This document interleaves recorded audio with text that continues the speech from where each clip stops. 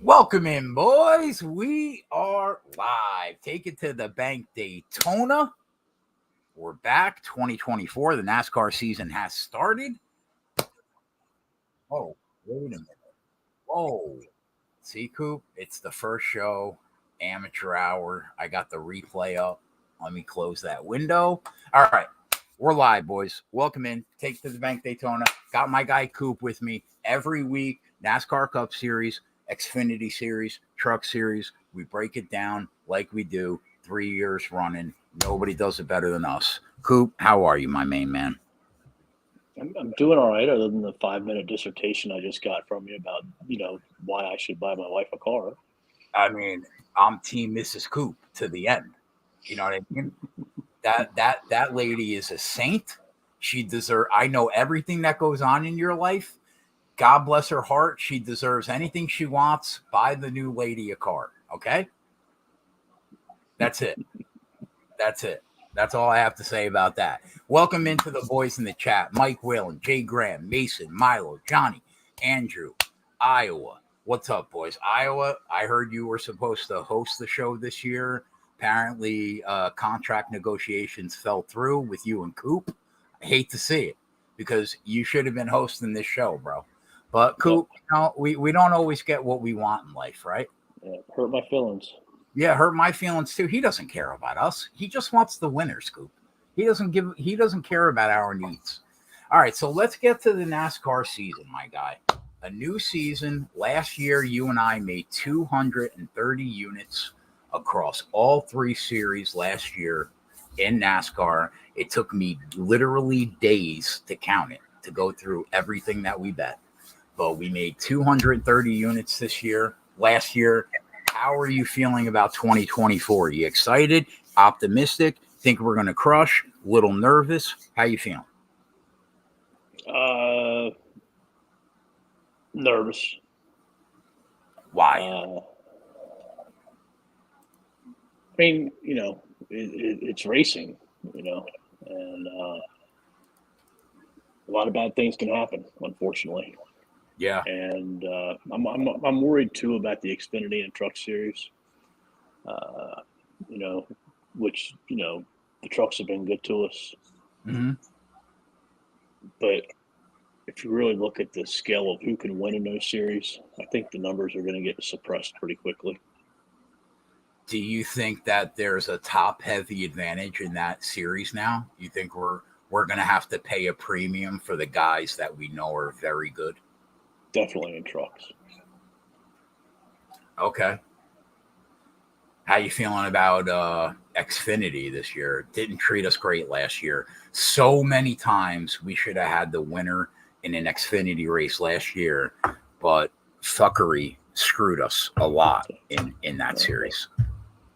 I mean, it's like I said, it's why I'm kind of nervous because, maybe that's what happens in Cup this year and Xfinity's great or something, You just never know. We'll have to wait and see. And, I think the other piece, too, of Cup is this is the 3rd year that they've run these cars. And the typically... Next gen, the Gen 7, yeah. Yeah. Typically, if you look at the prior stats for the other cars, right, like the first year, there's a lot of variance, there's a lot of caution. And then from every year, it goes down, down, down, down, down.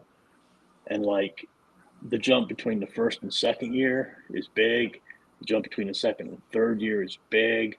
And then it kind of levels out because like the third year, like in the past, these teams that are really strong get even stronger because they have the best people, and it makes it harder for the other teams, to execute and win. But we'll have to wait and see. Maybe the new car changes that out because it's so equal and so on and so forth.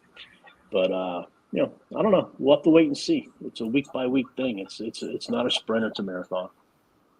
Yeah, amen to that. And you know what? That's an important note for the people that obviously Nuke the House started Patreon this year. Probably slightly more than half the races that we're live for will be Patreon only shows this year, and there is something to be said for the fact that we've proven over the last 5 years that we're very good at this, but it's such a volatile sport, man. Like even on the tracks that aren't like Daytona, obviously everybody that's followed you and I for the last 5 years knows that it's incredibly hard to win at Daytona. It's incredibly hard to win at Talladega. And now we have this quasi super speedway at Atlanta now, too, right? Well, I mean, we've had it before. So Right. That doesn't really bother me. Yet, do I hate it that they're back to back Daytona and Atlanta? Yeah, but again, like we raced Atlanta, you were going to race it at some point. It's just now that it's back to back, and it sucks. But Yeah, it's not like you're losing a race of it. But I'm with you. But of the 36 or 37 races that we run this year, 6 of them on super speedways becomes incredible. They're very hard races to hit, and people just need to keep that in mind. Tread lightly on super speedways. It's not the norm in NASCAR. For the new people that are following us right now, there's a reason why Coop and I are betting quarter units and half units at Daytona, and we're full send at other tracks, because it's very hard to hit a race this weekend. That's just how it is. So let's talk about the changes in 2024 in terms of the Cup Series. Chevy, everything stayed the same, right? correct. Ford and Toyota, new bodies. Ford going for slightly more top speed and handling at intermediates, but they wanted to keep what they had on the super speedways. Looking at the duel, how do you think? I know it's only one race, small sample size. Early thoughts on Ford's new body and how it impacts super speedways, because they're obviously they won the last 2 championships. We know they're strong at Phoenix. We know they have an edge on super speedways. At least they had them. Do you think this new body slightly diminishes what they had on super speedways in hopes that it helps the intermediates? Where are you at on that? No, they were all fast. I mean, it don't matter what manufacturer you look at, like Toyota, Chevy, Ford, they were all fast at Daytona, the duels, whatever. So, like, I don't know. I said to you when at practice or qualifying, I said, Coop, these Toyotas can't possibly be that slow, right? And you were like, they have to be in race trim. They have to be better than that. And they were. Like I said, the qualifying is all about the engine. And then, the racing, and when you get around, the duels and then the actual 500, it's all about the aerodynamics. So you think everybody, for the most part, looked fast during the duels? Yeah. Yeah, I don't really disagree. I mean, look, Toyota won both of them. And, I'm not going to dig on Toyota. They were fast, but if that race ends 5 laps earlier or goes another 5 laps, I'll take my money. Toyota didn't win either one of them. Right. So, just because they won both of those races doesn't mean they're going to win a Daytona 500. They won both of those races because they were in the right places at the right time. Which I said, 5 laps earlier, 5 laps later, they probably didn't win that race. And wouldn't you say that basically super speedway racing as a whole, if you had to simplify it into one sentence, it's being at the right place at the right time while avoiding damage, period, right? No, I mean, look at how many great drivers there are that never won a Daytona 500. Yeah, Kyle Busch, crazy. that he's never won a Daytona 500. And the list goes on and on. I'm sure it's endless of Tony Stewart, Mark Martin, Tony Stewart never won a Daytona 500. Gary Labonte, Yeah, Rusty Wallace, all Hall of Famers. Yep. All right, 2024 storylines. Third year in a row that they tried to change the short track and road course packages. Do you think it works this year? That I've said this in our Discord and to you. I love Denny Hamlin's podcast. I've become a bigger fan of him because of it. And, he makes no bones, and many drivers in the sport make no bones about the fact that all they wanted was more horsepower on these short track road courses. But NASCAR does not want to give them more horsepower, period. They've made changes to the body. They've made changes to downforce, but they will not give them more horsepower on short tracks. What do you think about short tracks and road courses this year? Gun to your head, do you think it's going to be follow the leader all over again until they give these guys more horsepower? I think you might see a little bit better, but for the most part, it's probably going to be follow the leader. I think the biggest question is the tires. Like what they've done with the cars, I don't think it's going to change anything. And if it does, it's going to be very minute. But if they bring tires that wear to these tracks, then it's going to make an effect.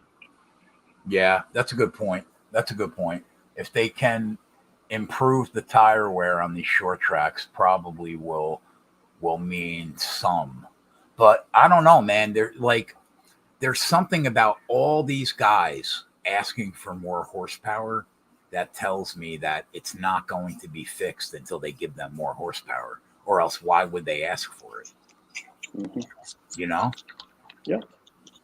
So I don't know. It was easy. The one thing I will say about last year, we weren't getting the prices that we tend to love, but it was very easy to pick the winner on a short track during the race because you couldn't catch the leader. Yeah, you might get the leader at 5-1 or 4-1, but you're not going to catch him anyway. So, we were cashing tickets, but the prices weren't great. Second storyline, Stewart-Haas. Tony Stewart won a championship in 2011 with them. We know Kevin Harvick won in 2014 with them. But a lot of questions, man. They have not won many races since, especially the last 3 years. What do you think about Stewart-Haas this year? I don't think that they're going to make a big improvement off of last year. I think the question is, do they maintain last year's horrible results or do they get worse? I have my doubts about how much they're getting supported by Ford. Their contract with Ford is up this year. Right. So we've already heard that Ford has, given more support to, Front Row Motorsports. They're supporting Penske. They're probably supporting RFK. So I don't know how much they're going to support Stewart-Haas, especially in a contract year, especially when there's been rumors, not here recently, but in the past about Toyota. Tony Stewart wanting to change, manufacturers. Right. That's what I heard too, about possibly going to Toyota. Like you say, in a contract year, kind of makes them button up. Yeah. Maybe on top of that, they have a lot of inexperienced Cup drivers. Right. So let's talk about them. Right. So Kevin Harvick retires, right? Josh Berry hops in the 4. For people that don't know, Josh Berry ran for Junior Motorsports last year in the number 8 in Xfinity. Now he's going to be in Kevin Harvick's number 4 car.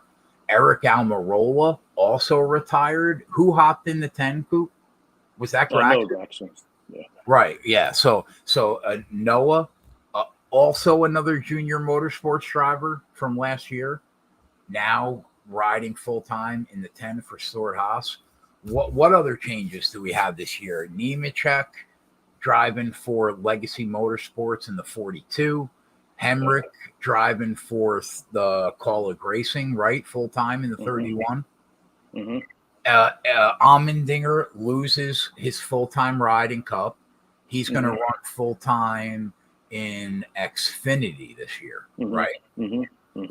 Carson, if you tailed Coop and I last year, Carson Hocevar in the Truck Series got the job done for us a few times. He makes the big jump over the Cup this year. He's going to drive the number 77 for Spire this year. So there have been a lot of changes. Kaz Gralla is going to ride the number 15 Rick Ware car this year. So yeah, that's something that you have to keep your what's the word I'm looking for? You have to keep your finger on the pulse. Every year drivers change. Sometimes they're in new cars. This year we have more than a few that are in new cars. Also something to keep an eye on. What do you think these young kids are going to do this year, Coop? I think Carson Hocevar and Noah Gragson are extremely talented. I think you do too. Do you think the transition in the Cup is smooth? Do you think they struggle? I think they're going to struggle because we already talked about Stuart Haas. Right. Spire is basically adding 2 teams. I mean, they had Ty Dillon last year, but to add the 2 teams, like it takes more people, and how qualified are these people? It takes more time. So I think LaJoy will be fine. That team's been stable, but I think Hocevar and Zane Smith could be in for some growing pains. Growing pains. Definitely. What does Spire run? I know a lot of these smaller companies, they have help from bigger companies. Like I know, like some cars on like Hendrick Motorsports equipment. What is Spire on their own, or do they run equipment from a bigger? They get their like engines and stuff from Hendrick and all that. that. Do you think that gives them an edge, or do you think like they hold information back? Oh, I'm sure they hold some information back, but I think that it's just going to be tough for them because they have new pit teams, getting all that work together and so on and so forth. I wouldn't be surprised if you see Justin Haley and Rick Ware do a little bit better than Spire this year. Okay. So I think Rick Ware is on the way up, and I'm not bad mouthing Spire. I mean, it's going to take them some time. They put a lot of money into it. Rick Ware uses their own equipment. They're with RFK this year. Okay. So another situation where they're giving them equipment, but may hold some information back. Oh, definitely. Right. Okay. Another big storyline this year, Chase Elliott. Last year, first of all, he's the most popular driver in the sport. It's not even close. After Dale Jr. retired, Chase Elliott took the lead. There are a ton of people, old timers like Coop and I. I'm an old timer. I'm 43, but I'm an old timer. Bill Elliott was a huge star in NASCAR. His kid's running just like Dale Jr. with Dale. He's the biggest star in the sport. Some might say Kyle Larson, but he's not. The most popular driver by far, Chase Elliott, breaks his leg last year skiing, misses 6 races, never really got going when he came back. It was not a normal Chase Elliott year. Now he's back. Now he's fully healthy. I think you think he rebounds in a big way, right? Because I do. He's too good not to. Yeah, I think he rebounds. I think the bigger story too is like him and Larson don't have the best of relationships. Oh, really? Um, I didn't know that.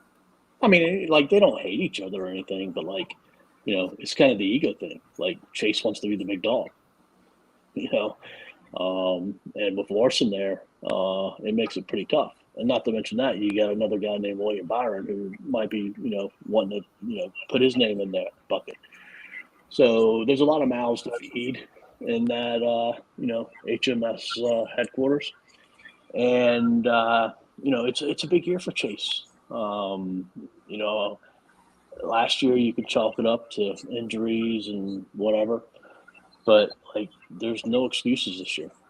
He's got to return to the old Chase that we knew, and you know, I hope it happens. Do you It'll think be good for the sport. do you think the rivalry comes from the fact that they've both won cup championships, both young? Well, they've had some incidents on the track too, Oh, okay. Okay. with each other. So yeah, I just think it's kind of like the ego thing. Okay, so let's keep that going with Hendrick. Kyle Larson is the best driver in the sport, period. I don't give a fuck what anybody says. You're not going to change my mind. Chase Elliott, also a championship driver, one of the best, most popular driver. Willie B, our guy, before people even knew who the fuck Will Byron was, you and I were touting him. This kid's the real deal. He was on the precipice of a championship last year. He could win a championship this year. We're both high on him, right? So you got these three guys over here, and then you got Alex Bowman, who had a disappoint. I don't. I guess he started the year last year looking great, but Hmm. then basically disappeared. What are your thoughts on the one guy that we don't really think could win a championship with Hendrick? What do you expect from Alex Bowman this year? I think he'll be back in the playoffs. Um, you know, Bowman's been consistent. He just hasn't been able to rack off wins. He's been more consistent. I think, you know, it kind of reminds me of like a poor man's Matt Kenseth, Explain where, that. Explain that. Why? well, Kenseth, like, won a lot more, but like Bowman, and Kenseth also, like, had a lot of time where he just was steady and finished, second, third, fifth, 10th, 11th. Didn't have bad finishes. And I think that's what you could see from Bowman, to where he just wraps off a lot of good results. Like Alex Bowman's not going to go out there and win 4 races this year. He does have a knack for showing up late when you think he has no business being there Yeah, yeah, to steal a win, though, right? yeah. Well, I mean, same thing can be said for William Byron. Why do you think he Um, was so good at the start of last year and then tailed off so badly when Larson and Byron didn't really tail off that badly? Like you always say, Hendrick take the summer off.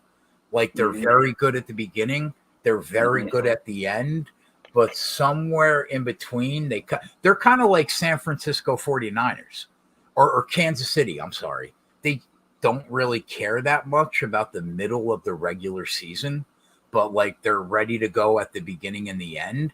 Why do you think that Bowman it didn't translate over like it did with Larson and Byron? Do you think it's just he's not as good of a driver? It can't be the I mean, equipment, right? yeah, I Can it be mean, the he's equipment? probably a little less skill wise than him, but he did have the injury at one point last year. But like, I think if you recall, they had a lot of issues at the beginning of the year where they got penalized, and I don't know if that had something to do with it or not. Uh, After that, he kind of dropped off. But I don't know. It's tough to say, not being there. All right, Toyota. Another year where you and I don't know if Marty's going to retire at the end of the year. Hasn't decided. We got the two young kids and Chris Bell and Ty Gibbs. If I'm being honest, I think if there is a new winner this year, Ty Gibbs deserves to be at the head of the list for one of the guys that gets that win.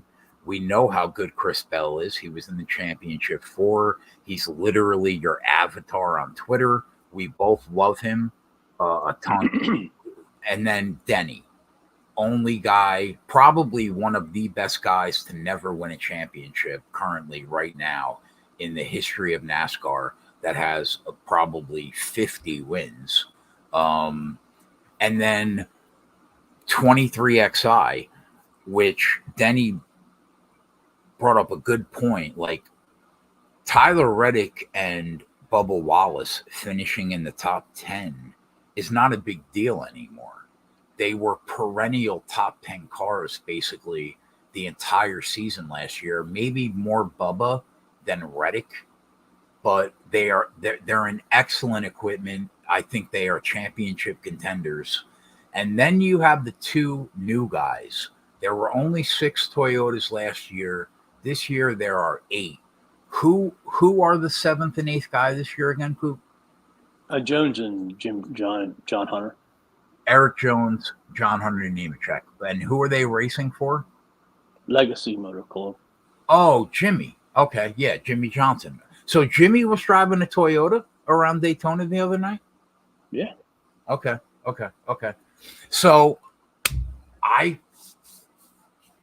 I'm calling my shot.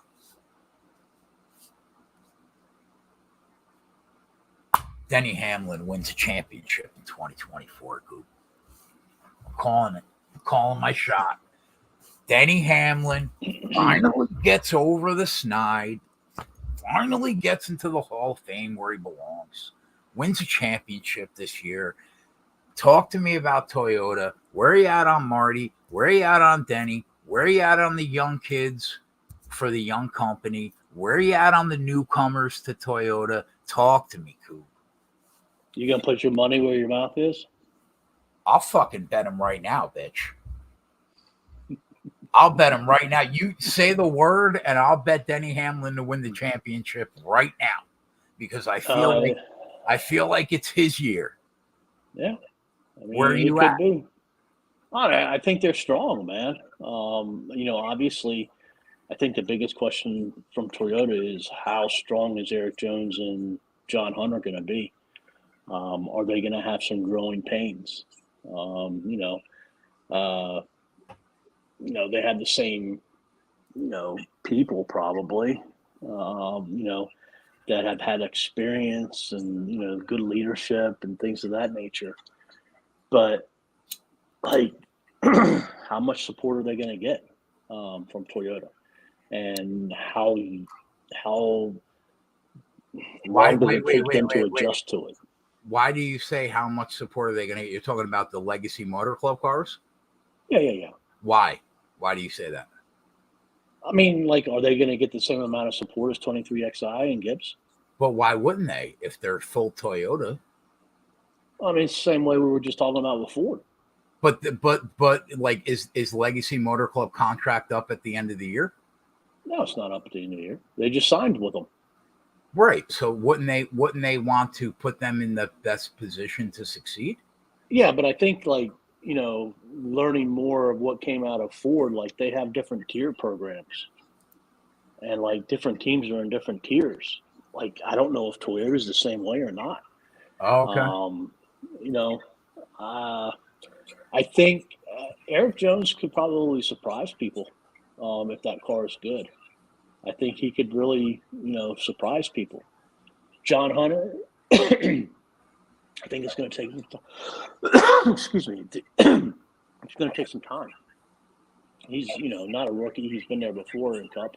And he shit the bed. That should be noted. He has shit the bed before. But I think where you want to watch John Hunter is the tracks that have tire wear. That was always a strong point, in Xfinity. So we'll have to wait and see. I think we could see where we have 8 strong Toyota teams, Really? at Think least 6. well, definitely 6. Yeah, Maybe 7. Wow. So 23XI is interesting. I think Tyler Reddick lost a little bit on the road courses last year, Mm-hmm. but he's still very good on them. His problem has been, can he avoid his mistakes, and can he avoid having cars, either run into him or him having mechanical issues, things of that way. I think he's just got to improve his consistency. There's no doubt he can win any race, that we're at. And then I think the short track program's another area where Reddick needs to get a little bit stronger. Why do you think Tyler Reddick took such a step back on road courses? Do you think the competition just caught up performance? Well, I don't think necessarily the entire competition, but maybe, the couple other drivers, yeah. It's tough to win any race in NASCAR. Yeah. It's tough. Yeah. So, you got to be perfect to win these races. Do you I know that, like, just sticking on that road course train of thought, do you expect Michael McDowell to be as strong this year as he was last year on road courses? Yeah. I kind of did too. Right. What about RFK Coop? What is showing in the second half of the year by Chris Buescher and Brad Keselowski last year? Like, you want to talk about, like, pulling Roush out of the morgue, like literally out of the fucking morgue. I mean, find me 2 better cars in the last 10 races of the year than Chris Buescher and Brad Keselowski last year. Yeah. The thing that worries me about Chris Buescher and Brad Keselowski is they finished the year strong, but if you go back to previous year, Ross Chastain finished the year real strong. Yeah, he did. Chase Briscoe finished that year real strong. And, True. They just didn't have it last year. True. So, can the two of them maintain what they finished with last year is going to be the key. No doubt they're on the up and rise, but they've got to be able to prove that they continue to stay on that up and rise. I'll buy that. So, that's the question for them. I'll buy that. And they got to be consistent, got to be consistent. And Buescher, I don't know the numbers off the top of my head, but he had a lot of top 15 finishes last year, a lot, which was really good. Can he continue to do that this year? So definitely, optimism out of there, but we'll have to see how it all pans out. Finally, before we get into the race, Trackhouse, obviously you mentioned Chastain had a huge 2022, which that was his first year at the Cup level, right? 2022. Full time, right? Had a huge year with Trackhouse. 2023 though, Ross, quiet compared to the huge 2022 that he had. Daniel Suarez, non-existent basically in 2023 when he had a very strong 2022. And now, correct me if I'm wrong, but you have SVG, right? That is technically under contract by Trackhouse. You have Zane, who I think is technically under contract, but he's racing for Spire, right? Correct. This year. Yep. And then is there one other driver that's it? So there are 2 guys basically that could waiting in the wings to take the ride. I don't think it would come from Chastain, but at least Daniel Suarez feels like hot seat for Daniel Suarez. What do you expect from Trackhouse this year? What do you expect from Daniel Suarez more specifically?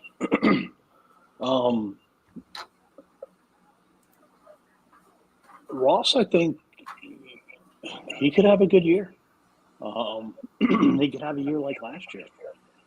The thing is, he's there. He's scary. I know people don't like it, but I like the Ross that drives aggressive. That's when he's at his best. Adam just said in the chat, Ross drove so much less aggressive after talking to Rick Hendrick last year. Yeah, true. So hopefully he gets back to that. Yeah. And, I think you hit the button on Suarez. He's on the hot seat. Contract's up. I think maybe not this year, but next year they could go on and release him. Same way with Bowman. Bowman's in the same situation as Suarez. Yeah. So they're in the hot seat. And they got to perform. And it's tough, The one thing I like, about the Cup Series in general is there's no, Adam Myers and Diegos and Johnnies and, people like that driving these cars anymore. They've been replaced by Hosevars and Zane Smiths, even Justin Haley's in a Rick Ware car. It's that the back end is going to be much more competitive than what it has been in the past. Right. So I think that could also possibly bring out more cautions with these more competitive cars. So, we'll have to wait and see. But, I don't know about Suarez, but I think Ross is going to have a good year. Yeah, I kind of do too. Yeah. The one guy you cut me off of on Toyota was Bubba. Oh, yeah, please, go ahead. It's going to be interesting to see where Bubba lands. I think year after year he's improved. Amen. And he's got to get better on these short tracks, which he has. But I think the thing with Bubba is he's got to be more consistent on the finishes. Yeah. Yeah.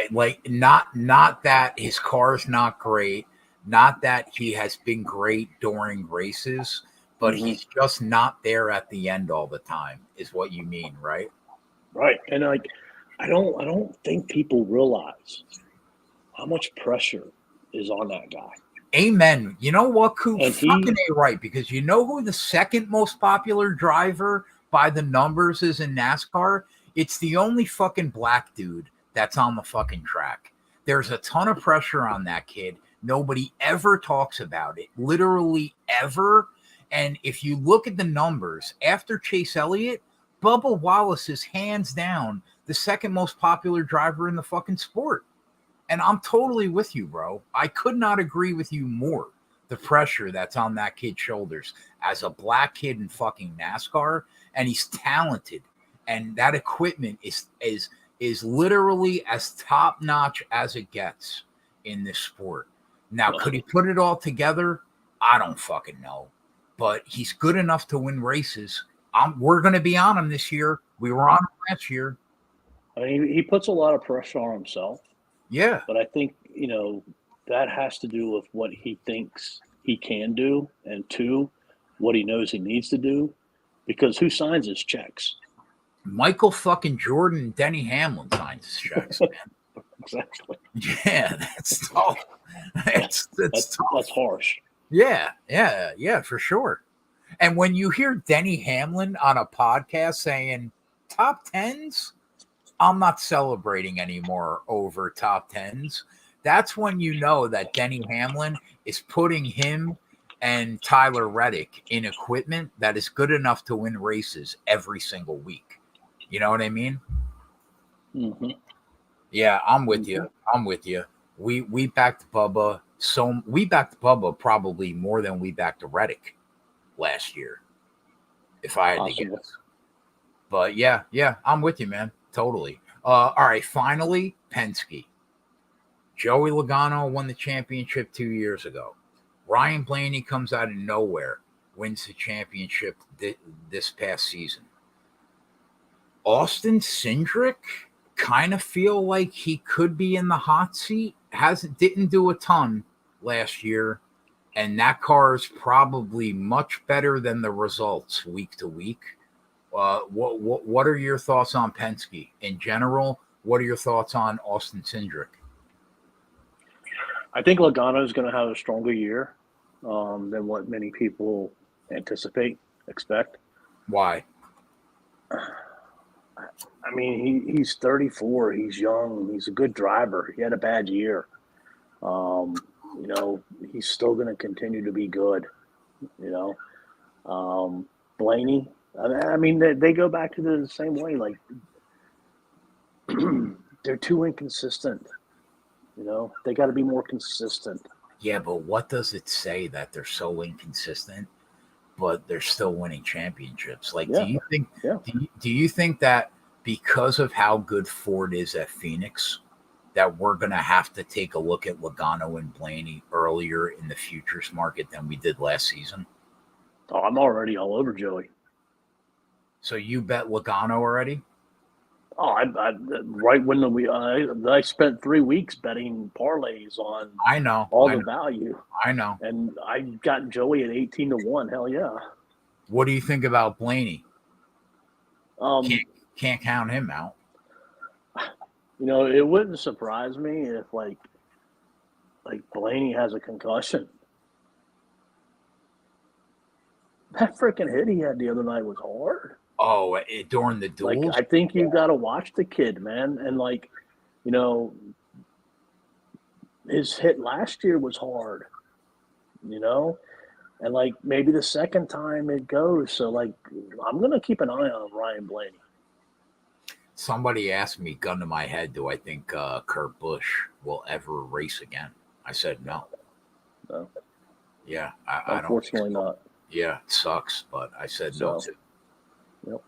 Yeah, Blaney. So keep an eye on Blaney for that. But yeah, I mean he's good. And the thing too, I think their pit teams has got to be a little bit better and more consistent. Blaney, because both of them, especially Blaney. Yeah. Austin Cindric, hot seat. He could be his dad's the one that writes the checks over there. I know. So that helps a lot. That does. And then the other thing that helps a lot is they don't have a deep stable at Ford to replace him. So it's crazy. He could stick around a little bit longer than maybe what people think. But definitely one place that he runs well is on these super speedways. Amen. So I don't know. There's a lot. You got to think there's a lot of pressure on him too, because he's got to be hearing it. Hey, the only reason you got this ride is because of your dad, and so on and so forth. Blah blah blah blah blah blah. Yep. And he's still young. I think he's young, like 25 at most. So he's still a kid. So I don't know. We'll have to wait and see. He could be the man this year. Yeah, could. He could, because that car's been really good in the past. Gun to your head, do you think Ford improves this year on intermediates? Do you think the body helps? Oh, I don't know. I don't know enough about it to see. We'll have to wait and see. We'll know in a couple of weeks in Vegas, though. Yeah, I can't wait for that race. All right. So normally at this point in the podcast, Coop and You're not going to talk about the biggest story, though? What? Will there be NASCAR next year? Oh, come on, Coop. I'm not going into the fucking bargaining agreement. I think, let me tell you something. That's the biggest storyline of the entire year right now. Yeah, but I'll tell you my thoughts on it early. I think that the biggest sport in this country after the NFL, when you take into consideration all the flyover states, is NASCAR by a very, very, very big margin. And I just cannot see them getting a deal together by the end of 2024 where they're not okay going in next year. Like, gun to my head, if you say, do they strike or do they get a deal done? I just cannot see them not getting a deal done. I think they get a deal done before the end of the year. I think we're going to be okay. Gun to my head. Coop's on mute, but gun to my head, I think we're going to be okay with the NASCAR bargaining. But it's definitely a possibility where we don't have racing. I'm confident in the fact that they get a deal done, though. All right, so at this point in time, Coop and I would give out a free pick and be like, have a great night. And then we would go. Time out. What? Did you just say that after NFL, NASCAR is the biggest sport? Yeah. Oh, yeah. That's a fact.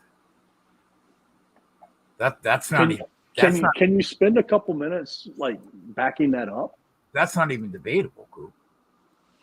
Motorsports. I'll tell you right now. You know how everybody says the biggest sport in the world is soccer to every single country except the United States? That's true. The second biggest sport in this country after football, if you include states like Alabama and Mississippi and fucking Nebraska and everything, motorsport, NASCAR is like church on Sunday for a gigantic part of the country. Part of the country. There's only 3 million people to watch it. Coop, how many people do you think watch an average fucking game in the NBA? Yeah, I get that. Like, I get that because like every week you hear like it was the highest rated, sporting event. Yeah, barring something like the Masters being on, or right. Coop, you know how many people like me and you that like fucking true rednecks fucking live for NASCAR? It's huge. Motorsports is the untapped sport in this country. It has the potential to be monumental. I don't know why it's not, just like soccer isn't, but it's huge. After football, if you're asking me my opinion, second biggest sport in this country is NASCAR. Maybe not for betting. I'm talking just watching. There are so many rednecks that have their fun. And listen, I'm a redneck at heart, man. I'm a kid from New Jersey that lives for NASCAR. So real quick, not to change the subject, but you talked about betting in NASCAR. Like, it goes live in North Carolina in March. Betting? Yeah. Oh, it's going to be huge. That's going to impact when you think about Charlotte and you think of what North Carolina means to NASCAR. That will impact the odds more for NASCAR for me and you than anything that's happened in the last 3 How do you think it's going to impact the odds? I think that there's going to be a lot more volume coming in out of North Carolina. I think that there's a shot, Coop, if I'm being honest, where the sports betting volume for NASCAR that comes out of North Carolina close to matches what comes out for the rest of the country. That's how big NASCAR is in North Carolina. I don't think I won't. You don't disagree. I won't disagree with that because like the volume in NASCAR betting in general is not very big when you look at the global aspect of like other sports that is being bet. So I could see a lot of the handle coming from North Carolina. Absolutely. Milo said if you Google motorsports is the 10th most popular sport in the United States. Milo, if you Google whether Joe Biden is lucid, it will tell you yes.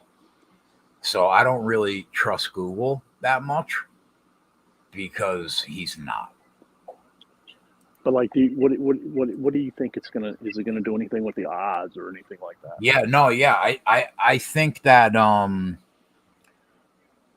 do I think North Carolina odds can impact the odds in a different state? Yeah, I do. I think that if NASCAR opens in North Carolina and there's a big influx, and the volume and the handle is bigger, we know that it will definitely be the biggest state by state, but I think it's got a shot to like match the rest of the country. If that happens, I do think that odds in Virginia and New Jersey and all the other states will be impacted to some degree. How big of a degree, I'm not sure. But North Carolina legalizing betting is going to impact NASCAR in some way because of how Right. popular it is. Definitely. Well, I mean, like when you look at the ratings on from like what markets viewed, like Charlotte's always number one. Mhm. Greensboro's in there too. Mhm. So yeah, definitely gonna be a lot. And then my Yeah. last question about it is, will it happen this year or will it happen next year? First person to get suspended because they bet on it. Oh, you mean like NASCAR personnel? Yeah. Oh, yeah, that could happen for sure. I'm not talking about like drivers. I'm talking about like, team members or Right. people that work at the office and stuff like that. I think that's a possibility. Yeah, for sure. I could see it. I could see some dude fucking changing a tire, betting. Yeah, I could see it. The handle from NASCAR in North Carolina is going to be big, man. It's going to be bigger than any other state. I'll tell you that. How that's going to impact us, I'm not sure, but the handle's going to be bigger than any other state. All right. Now let's talk about the race. Normally, Coop and I would give out a free pick, and then we would start the Patreon show and break down every single market every single week. But this is Daytona. It's a super speedway. It's a different animal. So we're just going to go through everything tonight here because it's not a normal race. What did you just say? Huh? We're going to go through everything? No, what I said was Oh. normally we would go to Patreon now and go through every single market. But you and I bet this race differently than we bet normal races because it's a super speedway. So we're just gonna basically go through everything and stay here.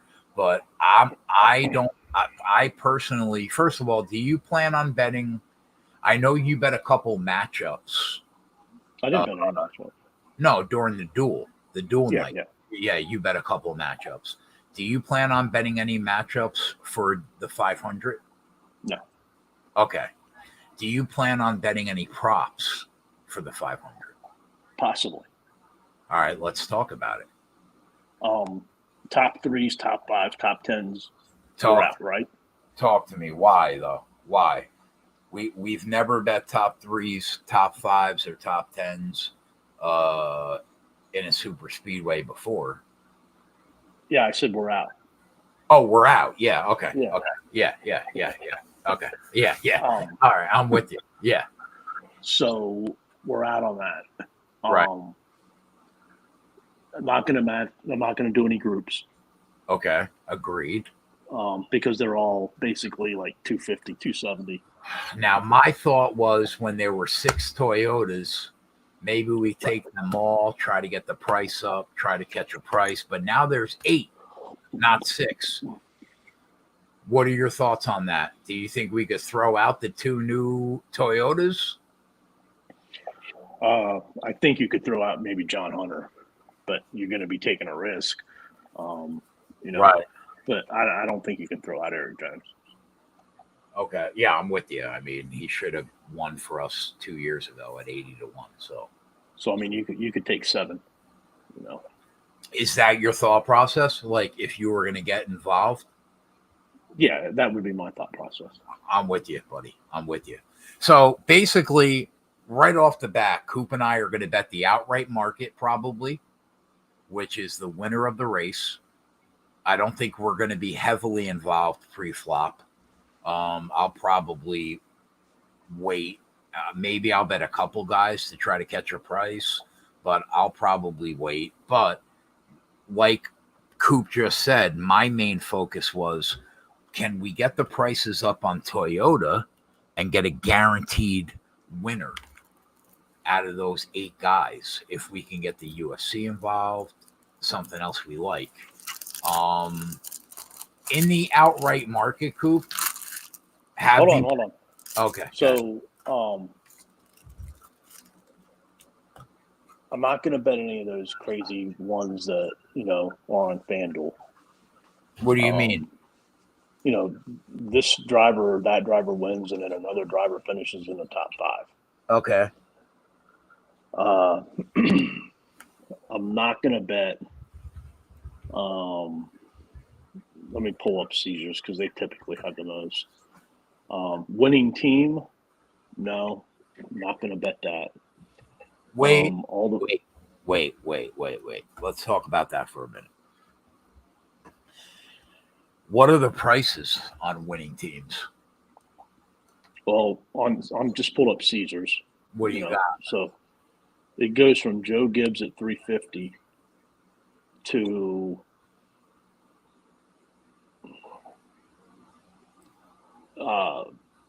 let's say Trackhouse and Legacy at $16 to $2,000. Do you think what we were planning on doing maybe for Toyota? Do you think that's worth taking a shot with a few teams? I don't think it's very possible. You would end up betting more teams than what you would to drivers to finish in top Toyota. You think we would bet more than 8 teams?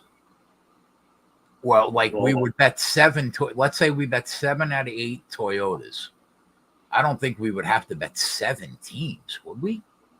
Well, Joe Gibbs, yeah, 100 Motorsports, 2, Penske, 3, RFK, 4, 23XI, 5, RCR, 6, Stewart Haas, 7, Front Row Motorsports. Yeah, once we start getting into Front Row Motorsports, we've gone too far. Legacy. Okay. Trackhouse. Plus the numbers aren't as good, right? I mean, when you get down to there, you're betting on 2 drivers, basically. Yeah, I have to pull Caesars up on my phone because I don't know why it won't work on my fucking laptop. Let's talk about, before we get there, before we figure out that, just in the outright market, is there anybody that you've bet or you're targeting to bet in the outright market to win the race? Well, I bet Corey LaJoie. At what, 66 to 1? Yeah. Okay. You know what? You and I, unbeknownst to each other, both said Kyle Busch wins the Daytona 500 on Sunday, if it happens on Sunday. Yeah, I mean, it has to happen on Sunday. Why? Because it feels like he's going to win one eventually. Car looks good. Feels like this could be the year. But why do you think Sunday? Only Sunday? Because of Dale. Because of who? Dale. Dale Earnhardt? Yeah. Junior? No. Junior is Junior. Dale Earnhardt? Yeah. He's fucking dead, Coop. What do you mean? His spirit lives at Daytona. Come on, bro. We're not doing this. I can't handicap the spirits too, bro. Come on. It's a very, very, very strong spirit.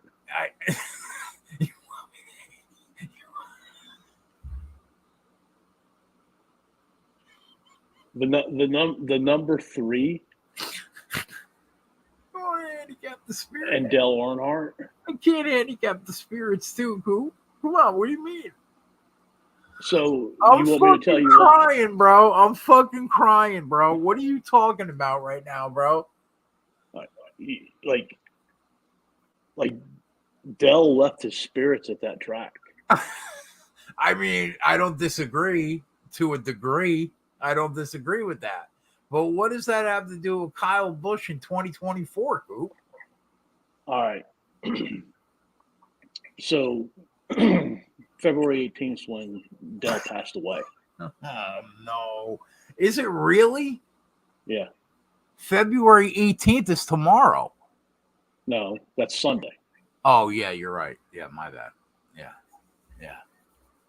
So the first time they held the race on February 18th, you know who won? The first time that they held the race on February 18th, do you know who won? I'm going to say Junior. No. Who? Kevin Harvick. Okay. You know who he was driving for? Richard Childress. Oh, the 29 at Atlanta? Well, I mean, he was driving the 29. Right. Oh, but at Daytona. Right. But at Okay. Daytona. But he was driving for Richard Childress. Right. The second time, it happened. Do you know who won? Junior? No. Who? Austin Dillon. Okay. You know who he drove for? Assuming his grandfather? Richard Childress. Right. Who did Dell drive for? His grandfather. His best friend. Richard Childress. Correct. So this would be the third time. Oh, okay. For number 3. Okay. 20 years ago. Yeah. You know who won the Daytona 500? 20 years ago. No. Dale Earnhardt Jr. Okay. You know who he's driving for? Childress. No. Who? DEI, Dale Earnhardt. Oh, right. Do you know what number he was driving? 88. 88. Yep. 88. 10 years ago. You know who won the Daytona 500? Come on, Coop. You're going to make me fucking go full send on Kyle Busch right now. Who? Dale Earnhardt Jr. Driving the 88 again? Son of Dale Earnhardt. No shit. Driving the number 8. Oh, driving the number 8. Right. Oh, yeah. Was that the Coca-Cola car? No. It was the number 8. Okay. So now, this would be the what? Third time. You got this would be 10 years, 10 years, 20 10 years. Yeah, 10 years. So it goes back to the number 3. Number 8. It's KB. And then, do you know how many times it took Dale Earnhardt to win the Daytona 500? Oh, well, yeah. I mean, he didn't win it until 1998, right? That was the first. Wasn't 98 when he finally got the job done? It took him 20 years. Yeah. I think 98. Do you know, like, how many times Kyle Busch has tried to win the Daytona 500? 20 years. Well, this would be his 20th attempt. Right. He didn't race one year. He qualified for the race, but he didn't race one year because he broke his leg in the Xfinity race. Right. But this would be his 20th attempt. Right. So how many different scenarios did I point out? Like 8, 7, 8? 3. Okay. 3 different ones. Okay. So it all goes back to Dale Earnhardt and the number 3. So Austin Dillon's going to win the race? No, Austin's already eliminated. He already won it on the birthday. Oh, okay. The not the birthday, but so it's got to be KB, right? But it has to happen on Sunday. On the 8th, on the Sunday. But we're not going to race on Sunday. So who wins the race on Monday? That I don't know, but it won't be KB. Oh, come on, Coop. Has to be on Sunday for KB to win. Boys, when we're talking like this, you know that it is not a normal race. Like seriously, like Dell's spirits are there. Like, the number 3, like, lives in his legacy. Yeah, of course. Obviously, Black good How rank. many how many races did it, like, Kevin Harvick replaced him? Kevin Harvick won his first race at Atlanta. Right, but it was his 3rd race. Right. Yeah, like 16 days after Dale died or something like that. Yeah. It was a little longer than that, but yeah. Yeah. I'm 3rd with race. you. I'm with you. So Dale Earnhardt won the Daytona 500 in 1998. Yeah, right. He passed away in Daytona 3 years later. 2001. Right. 3 years later. Right. Like, the spirits are very strong when it comes to Dale Earnhardt in the 3. At Daytona. Yeah. I can't disagree.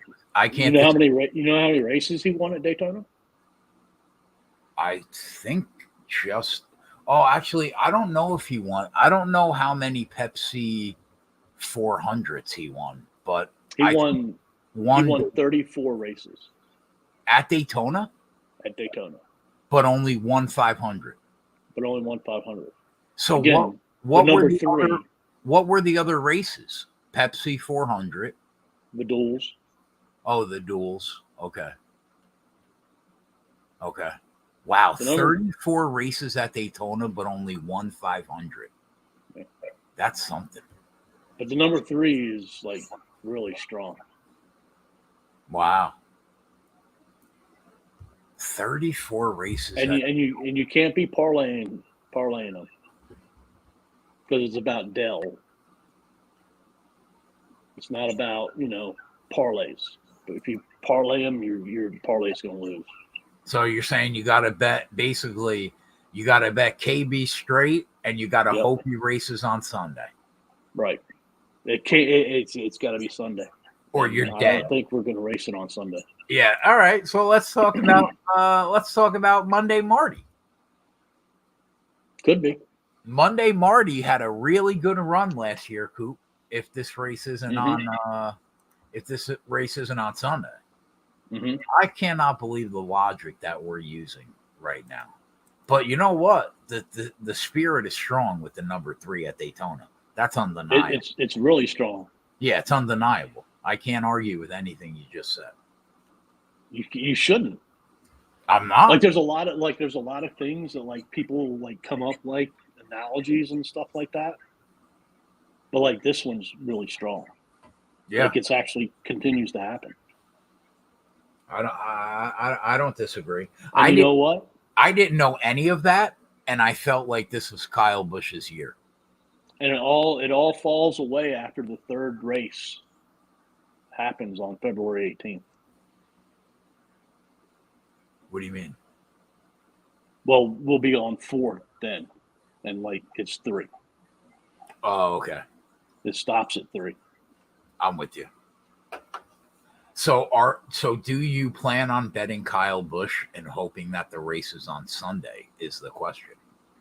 No, I'll bet them before the race if they're going to have it, but I don't think they're going to have a race on Sunday. Well, I'm with you. I like KB on Sunday. On Sunday. God, Monday, not so much. I can't wait till we get to a normal race where I don't have to worry about spirits and I could just bet Vegas. Fuck me. Yeah. Let's talk about long shots in the field. Obviously, you here we go. Y2J said he wanted to hear the Dell Jr. story. Oh, no. Not on February 17th. Nope. Maybe when we get later in the year and I'm up a lot of money, I'll deal with it, but not tonight. Nope. Don't want to hear that story tonight. 0% chance. Let's talk about long shots. Coop and I really only tend to bet long shots at Daytona unless you're going to take somebody like Joey Logano at 10-1 and try to get the price up. We tend to only bet long shots. Looking at the long shots, Coop, Any long shots that pique your interest? Hold on, I haven't really looked at the odds to be honest with you until after the duels, so I have to go back and look. Tell me what you're going to pull up, and I'll pull them up. I got them all up. Well, I pulled up ESPN. All right, I got all of them basically. Like I think, I mean, I like Todd Gilliland, like at 80 to 1 Yeah. is worth some sprinkles. Okay.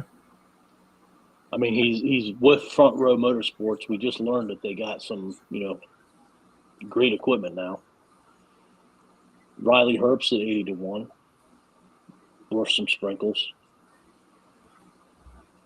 Good in this format, I think. For sure. I agree there. What do you think about David Reagan? Daniel Hemrick, I can't bet. Anthony Alfredo, I can't bet. Cass Gralla, I can't bet. They have David Reagan at 6,000. Is there a better number? He's like 85 at BR. Yeah. I think he's worth a sprinkle. At 85, yeah, I agree. Yeah. Because he's good in this format. Yep. I think Harrison Burton's another one. At what? If you can get him at 80 to 1. At 80? Yeah.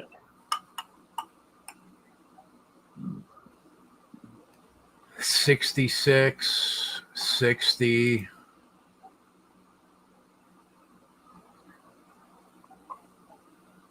$55. Wow, they're learning. But I mean, we saw Burton last year lead some laps. He was up front. Yeah, for sure. He I remember specifically in one of the races he struggled when he got up front and didn't make the right decisions. But it's learning experience. But we see chaos. Any one of those 4 or 5 drivers we just mentioned could be there at the end and have that shot.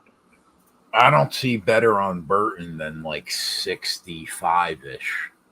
I mean, all we need is like a minus 500 parlay to, get to 80. Fair. So. Listen, I was thinking about this. Last year, you and I took 3 units. We bet quarter units on 12 guys. And we ended up hitting Ricky last year 40 to 1. We ended up making 10 units. Do you think we have to take 12 guys again, stick with the same strategy and try to catch a price and invest 3 units? Well, I mean, what do you think about Herbst and Gill and? I'm not against them. Yeah, I'm with you. I feel the same way about a Justin Haley. Yeah, he was the other guy I was going to bring, like Justin Haley. Yep. Like I can't bet Jimmy Johnson. What about Noah? Well, see, and now we're getting into this next section, like Noah, Zane Smith, Carson Hocevar, John Hunter Nemechek. Of those, Noah's the one that I would be most interested in. He's the cheapest too, $60. Well, I'm sure we might be able to get him, And again, we have UFC 298 tomorrow, so we can get guys up for sure. Yeah. Right. Like you just need to get him to 8. I mean, what about Zane? Do you trust him at this level? I think he's great, but man, this is a big jump in class. Yeah, I can't trust Zane and Carson and Hunter Nemechek. Not week 1 at Daytona. No. What about Berry? Priest? And I know you can come back and say, well, Austin Cindric won. But I think Austin Cindric was also on a lot better equipment. Oh, amen. Those 3 drivers. Absolutely. The other driver, I think we can probably get at a good number. Hold on, Coop. Let me write this. I want to write this down as we go. All right. So we talked about Burton. We talked about Gilly. We talked about Haley. We talked about Gragson. Those are 4. Anybody I'm missing? Reagan. Who? Oh, Reagan. Yeah, David Reagan. Can't ever count him out. Okay, that's 5 right there. Okay, all right, go ahead. We should be able to get what's AJ Allmendinger on the book you're looking at? 60. And we can get him to 80. Yeah, for sure. Dinger. I respect him at this track. Chase Briscoe, another guy at 60. I know we're down on Stuart Haas, but if you look at what he's done on super speedways in the last 12 months, he's been really good, Coop. Yeah. He's been really good. Like he had a good run at Daytona and Talladega. You already bet LaJoy at 66. I'm going to put him on my list because obviously I agree with you. Do we put Briscoe on the list at 60? How you feel about him? Well, you put his name down. Okay.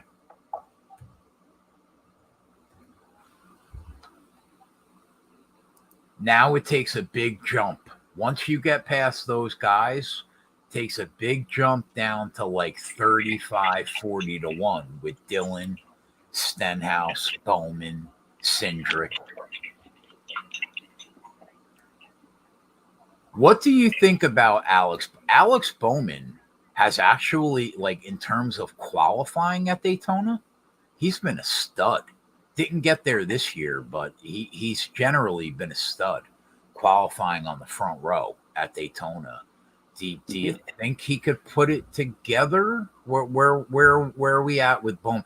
I mean, you can't beat the equipment at 40 to 1. It's hard to beat the equipment. Yeah, definitely. He could be one of them. I mean, it's a crapshoot when you get to down in here. Yeah. Like but I think we've got to look around, because I was just on ESPN Bet. They had David Reagan at 60 to 1. Right. I go to Fred and he's 80 to 1. Yeah, we can get 80. Yeah. Like Graxon was 50, he's 60 on Fred. Right. Like another one, that we kind of skipped over. Like, what book are you looking at? I got them all up. Go ahead. What book were you using? I have them all up, so like I can look at any one you want. Suarez is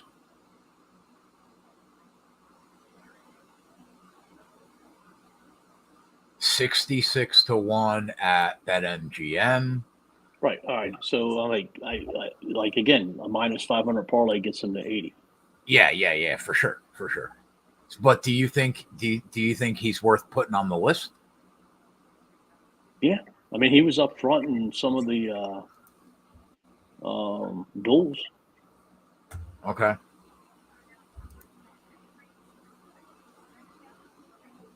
What do you think about?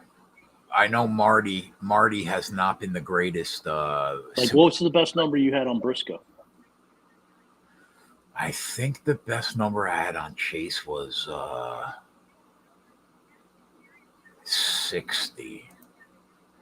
60. I think, yeah. Hold on, let me check. 50, 55. Where's 55? DK. Okay.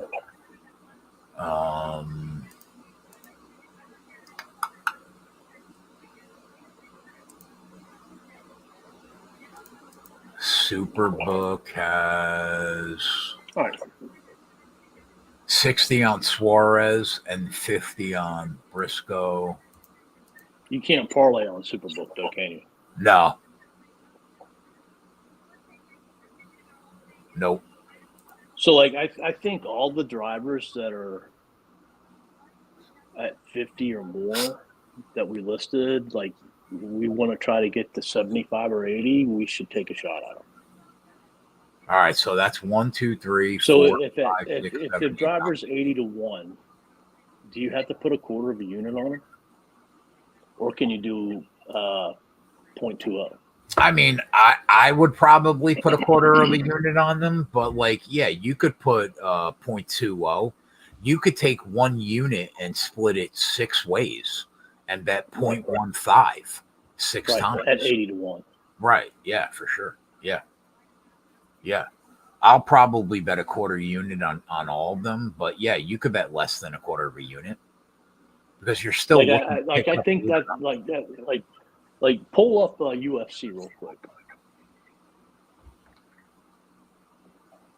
and I'm going to the bathroom. But what I want to know is like if it's 50-1, like what odds do you need to get to 70 or 75? I got you. Hold on, I'll tell you right now. If we took Marab, let's say at minus 270, and we took anybody at 50, that gets you to 69.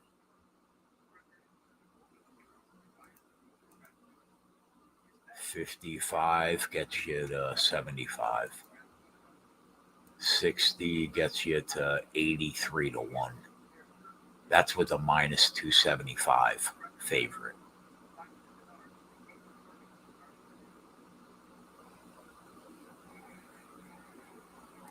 I think there are multiple angles in this fight card too that are safe. Like, how does the Marab fight not get to the 3rd round signed? Like, how does that not happen? Like, fight to start round 3 at minus 450 and a 50-1. So, like you said, minus 275 is the magic number. Yeah, like minus 270 gets a 60-1, basically to like 83. So, I guess my next question is like on these drivers that are like 80, I'm probably not going to parlay them with anything. But to get them to the 70 to 80 range, I just want to have a one-piece parlay. Right. So, like when y'all bet on UFC every week, like, do you want to, let's say, like you're at 0.20, you want to do 0.20 units. Do you want to take 2 different types of parlays and do a 10th on each one of them and hope that both wins, but at least kind of guarantee yourself, hopefully you can hit one of the 2? I think it depends on. I think it's because card. like to me, all right, like the UFC is like a Daytona fucking race every week. Not really. I think it's less volatile than that, but I get what you're saying. But I think it's cards. I think it's card specific. I think that there will be cards where you want to tie one thing to everything in NASCAR, and then I think that there will be cards where you want to, tie a few things to make sure that you have coverage. I just think it's all dependent on the UFC card. So what's up with this UFC card? I don't know. I don't know how. There are a couple bets that I don't know how don't happen. Like, I have to do some research into this Henry Cejudo injury, like supposedly, but I don't know how that fight doesn't go the whole way or get into the 3rd round. I would be stunned if it doesn't get there.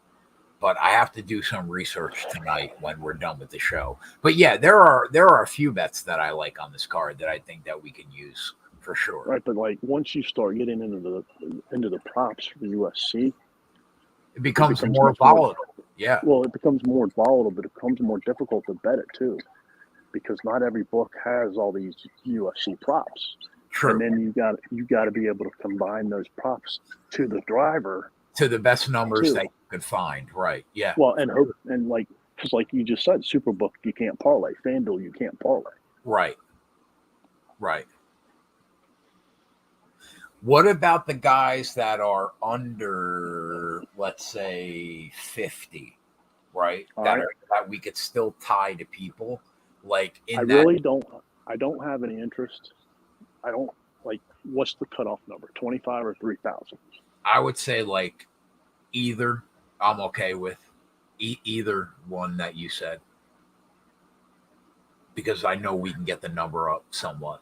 I think I would be okay with either. Because I don't want to go under 25. Okay, so that Do that you? be that no, yeah, I'm with you. I'm with you. That basically starts here around Tyler Reddick and Ross Chastain.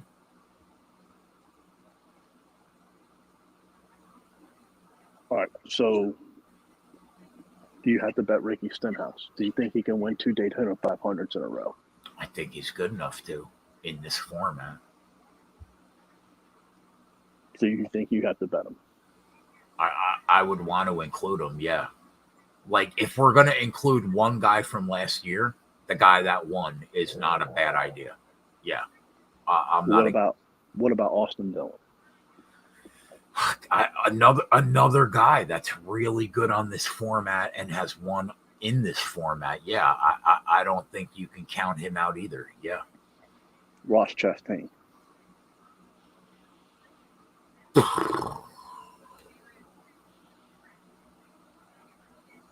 What do you think about him? He's had good results in this format. He won at Talladega. Won us a ticket. I'm gonna pull his numbers up real quick. I mean, Austin Cindric, you got to. Yeah, Penske. Yeah, you almost have to. Yeah, and he's won on the format before. I mean, so like I'm just looking at this one book. So you're looking at 1, 2, 3, 4, 5, 6, 7, 8, 9 more drivers that fall in between 2,500 and 3,500. Right. So now you're probably up to like 17 drivers. Well, we got Burton, Gilly, Haley, Gregson, Reagan, Dinger, LaJoy, Briscoe, and Suarez. That's 1, 2, 3, 4, 5, 9. And then So you're up to 18. Yeah, Stenhouse, Cindric, that's 11. If you add Ross, that's 12. No, they were in my 9. No, I'm talking about the guys that I have written down. Burton, Oh, Haley, Gregson, Reagan, Dinger, LaJoy, Briscoe, Suarez, Stenhouse, Cindric, and Ross gets us to 11. right. But I mean, I think if we shop around, we can probably find 20 to 22 drivers that are 2,500 or more. So let's say if we took 20 drivers and bet a quarter unit on each, that's 5 units. Right. That's a lot. That's a lot, and like we could still get beat by half the field. Right. Yeah. It's such a tough race, man. Can't wait till we're done with this Daytona.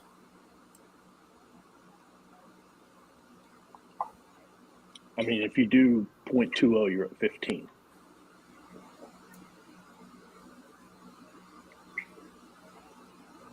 You do 0.15, you're probably at 18. At 3 units. Like 3 units, I think, is like my max. That's exactly because of your ass. That's exactly what we bet last year. 3 units.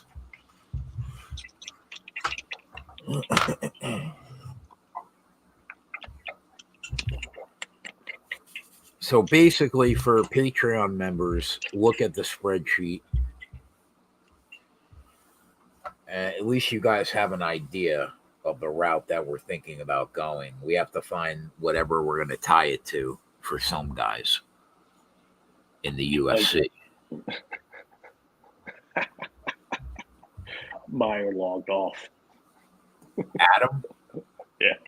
Why? Because you said 20 drivers. Drivers logs off.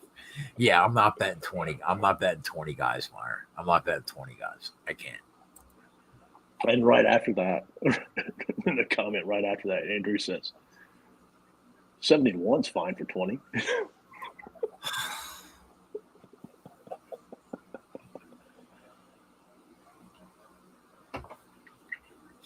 Oh shit, I forgot to order dinner.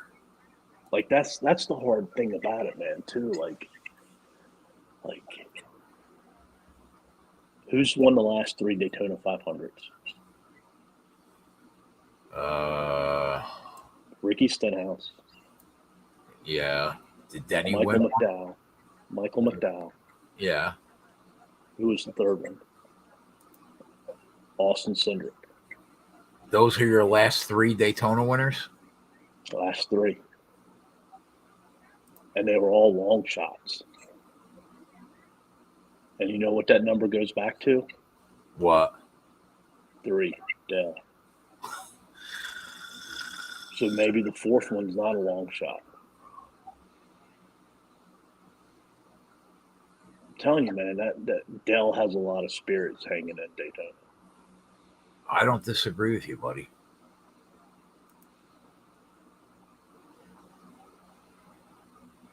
Like I don't think you can risk more than 3 units. Yeah. I'm with you. 3 units is about right. That's where I'm at too. Because, like, again, I'm already down 11 units this month. Coop, if there's anybody that I'm confident in being in the black, it's you, buddy. Relax. You're fine. I taught you well.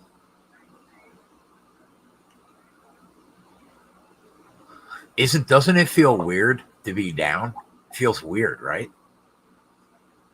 Man, Y2J, I have no freaking clue what you're talking about. What? I can't even pronounce half the words he put in his message. In some Christian like numerology. The other half of them, I don't even know what they mean. Are you talking about gematria, Y2J? See? Meyer's buying into it now. He says, you know who has a 3 and an 8? Michael McDowell. Mikey Mick, baby. But again, like, you know, it's going to be a Monday race, so Dale's spirits might not be as strong. You're right, Coop. When you're right, you're right.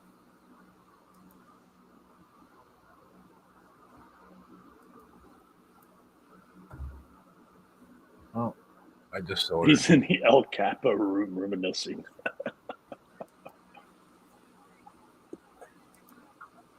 I just ordered dinner from the town pub. Cost me about $50.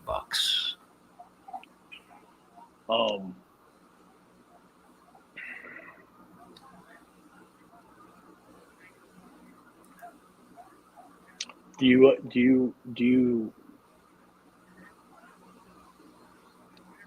you think, I'm just bringing this up to think out loud. Yeah. Do you take a unit and a half and go with long shots? And then take a unit and a half and go with a few of the more favorites and try to get them to 30-1? I think that we either do what we did last year or we say screw it and try to catch a price on Top Toyota. I don't think that we deviate from what we've been doing. Kyle Busch aside, I think we either bet the long shots like we've been doing, or we say, fuck it, let's just try to catch a price on Top Toyota. I think those are the only 2 things we do. If a favorite beats us at Daytona, they beat us. What are you going to do? It's fucking chaos. It's total chaos. But how many legs do you have to put into the top Toyota? You got to put at least two. Probably at least, at least two. Who's got top Toyota odds up right now? I mean, I know Caesars does, but they're Caesars. Top Toyota. Here you go. It starts at 350, goes all Where the you way. at? Bet 365 starts at 350, and Nemechek and Johnson are 12 and 14.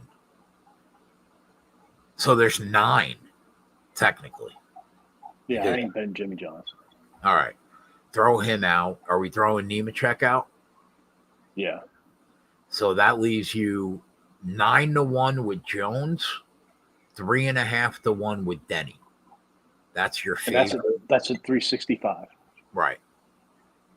Because that's the best at Caesars and the worst at Caesars too. That's not good. Oh, really? They have the same?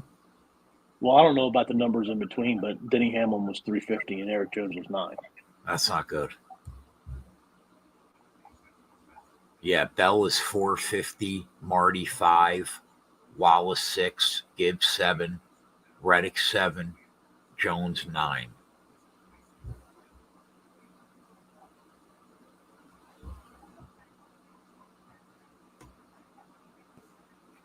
Like the bang for the buck, it just isn't there with the Toyota. Yeah, I think and the risk to get the parlay through, right, is I agree more. So I think we just do what we did last year.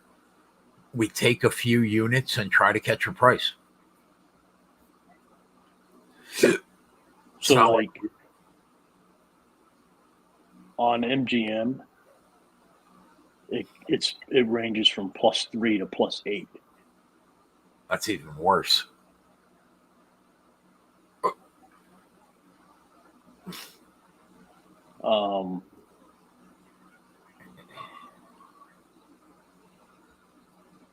You can parlay on Rivers, right? Yes. Okay.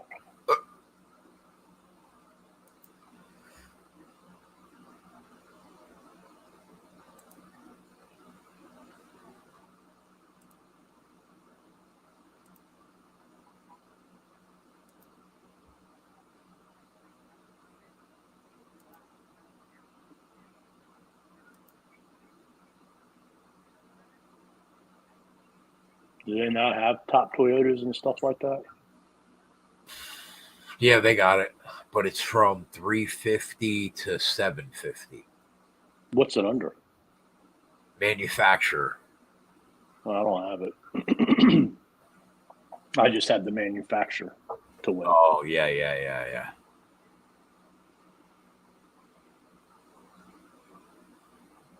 Yeah. So you basically got Bet 365 and Bet MGM. Yeah, I don't know about that. Yeah, I'm with you. I think we just do what we did last year. Try to catch a price and hope a favorite doesn't fucking beat us. Do you think that Penske, are there any Ford, do you think the Penske Fords have such an advantage that we have to add them in the mix, or do you think we could just go total long shot? Milo said the spirits get washed away by the rain. That's a false narrative, because this has happened prior one time where the race was supposed to be on the 18th, but it got rained out to the 19th. Yeah. And it didn't make the scenario. So the rain has nothing to do with it, man. You're saying it has to happen on Sunday. You're saying it's a bad take from our guy Milo? I'm just stating fact. I love you, Coop. Because I looked into that. I'm sure you did.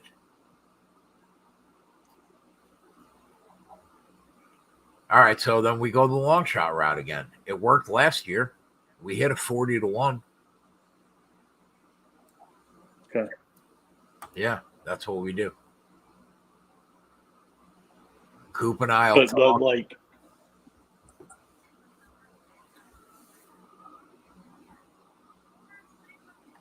we'll have to get and really think about which drivers. I have 12 written down that we talked about.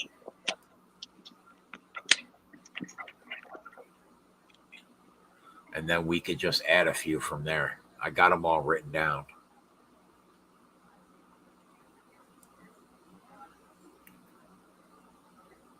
We'll be on the same drivers, boys.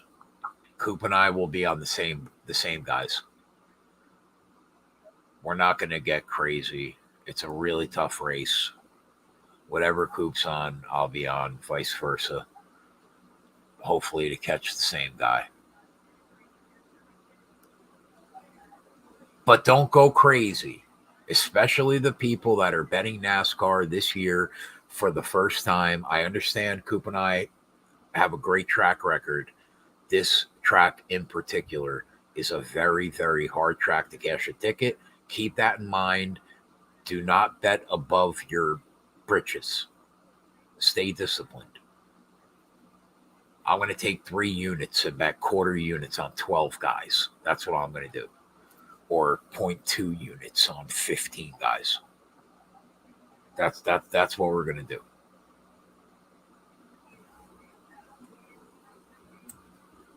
Don't invest 20 units into the Daytona 500 because it could end badly. So I guess that's it. Yeah, Coop and I will talk tomorrow. Decide what time is actually the field is set. Never mind. Yeah, so Coop and I will talk tomorrow and we'll figure out which guys we're going to attack. We'll put them on the spreadsheet and then we'll figure out which parlay piece we're going to add with the UFC. And that's it, boys. We'll be live. Coop, gun to your head. Do we get the Xfinity race in tomorrow? Or does it get rained out? Not a chance. Not a chance. All right, there you go. That means that we will be live tomorrow if the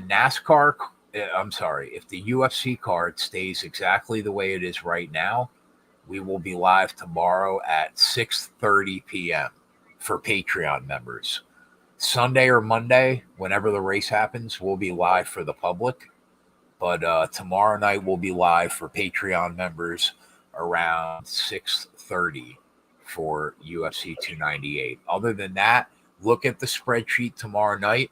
By that point, Coop and I will have whoever we're going to be on. And that's it. Good first show, Coop. Love you, buddy. And yeah, let's try to fucking cash a ticket this weekend. It's going to be tough, but hopefully we can get 1 out of the 3 home. Other than that, we will see you guys tomorrow night. We're out. Later. Third time's the charm, man. Third time's the charm. You know why? Why? Number 3. If the race happens on Sunday, Kyle Busch, write it down. Other than that, we'll see you guys tomorrow. We're out. Later.